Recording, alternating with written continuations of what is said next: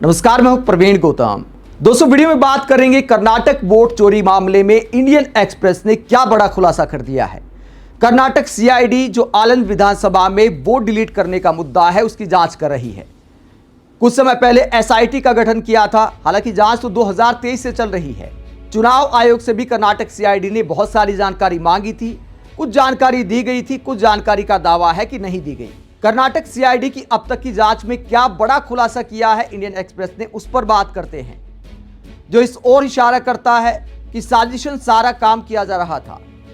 Indian express ने CID के सूत्रों के हवाले से क्या जानकारी छापी है, हेडलाइन आप देख सकते हैं।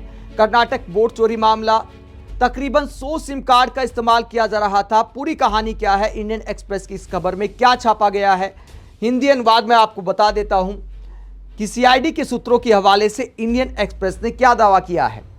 कर्नाटक सीआईडी की जांच से खुलासा हुआ कि करीब 100 सिम कार्ड इस्तेमाल हुए मतदाता सूची से नाम हटाने के लिए। अलग अलग सिम कार्ड से चुनाव आयोग की ऐप्स जैसे कि एनवीएसपी, वोटर हेल्पलाइन ऐप और गरुड़ ऐप पर ओटीपी के जरिए लॉगिन बनाकर डिलीशन एप्लीकेशन डाले गए। यानी वोट डिलीट करने के लिए इन तमाम ऐप पर सिम कार्ड का इस्तेमाल करते हुए एप्लीकेशन डाले गए। ये डिलीशन एप्लीकेशन आलंद विधानसभा क्षेत्र के 254 मतदान केंद्रों में डाले गए। सीआईडी जांच में पता चला कि जिन सिम कार्ड का उपयोग हुआ वो देश भर में फर्जी तरीके से खरीदे गए थे, जैसे कि आमतौर पर साइबर अपराधों में होता है। इनका इस्तेमाल असली मतदाताओं के नाम हटाने के लिए किया गया, खासकर उन लोगों के नाम पर जो संबंधित मतदान केंद्र की सूची में 1 नंबर पर दर्ज थे। सीआईडी के सूत्रों के अनुसार टेलीकॉम डाटा और चुनाव आयोग से मिली जानकारी से संकेत मिले कि सभी एप्लीकेशन एक ही जगह से दाखिल किए गए। यानी सारे फर्जी ऑब्जेक्टर यानी ऑब्जेक्शन करने वाले किसी एक ही सेंटर पर बैठे थे और वहां से ही वोट डिलीट करने के लिए एप्लीकेशन डाल रहे थे।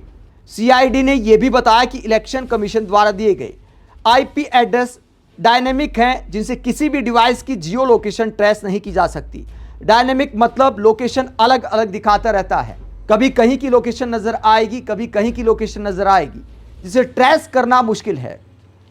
तो यह खुलासा किया है इंडियन एक्सप्रेस ने। आगे क्या कहा गया है, सितंबर 2023 में चुनाव आयोग ने सीआईडी को जो डेटा भेजा था उसमें क्या शामिल था, ऑब्जेक्टर की डिटेल और form reference number, epic number, login और प्रोसेसिंग के लिए इस्तेमाल mobile number, IP address, form submission की तारीख और समय, चुनाव आयोग की ऐप पर यूजर अकाउंट बनाने की तारीख। तो यह सब जानकारी चुनाव आयोग ने कर्नाटक सीआईडी को दी थी। सीआईडी ने इसी से लिखा कि जो आईपी लॉगिन दिए गए हैं उनमें डेस्टिनेशन आईपी और डेस्टिनेशन पोर्ट नहीं है, इन्हें देने का अनुरोध किया गया था। इनके बिना ट्रेस करना बहुत मुश्किल है, इसीलिए कर्नाटक सीआईडी ने चुनाव आयोग से डेस्टिनेशन आईपी और डेस्टिनेशन पोर्ट भी मांगा था। सीआईडी ने क्या पूछा था, क्या एनवीएसपी और वीएचए ऐप्स में ओटीपी मल्टी फैक्टर ऑथेंटिकेशन है, क्या डिलीशन एप्लीकेशन डालने पर भी ओटीपी जरूरी है।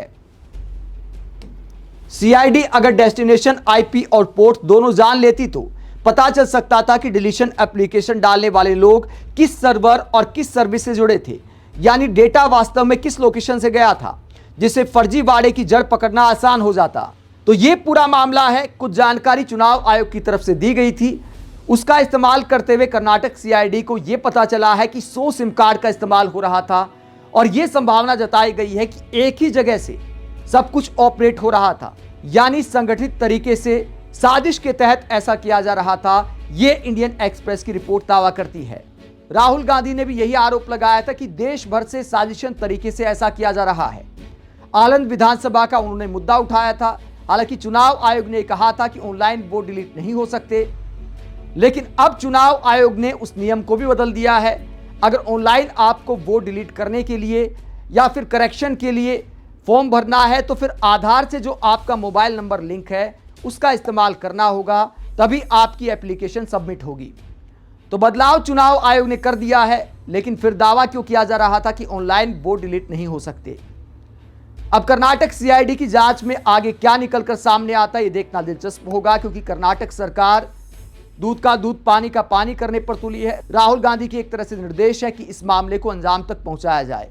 आप इस पूरे मसले पर क्या सोचते हैं, कमेंट बॉक्स में अपनी राय जरूर दें। साथ ही चैनल को सब्सक्राइब भी करें। नमस्कार।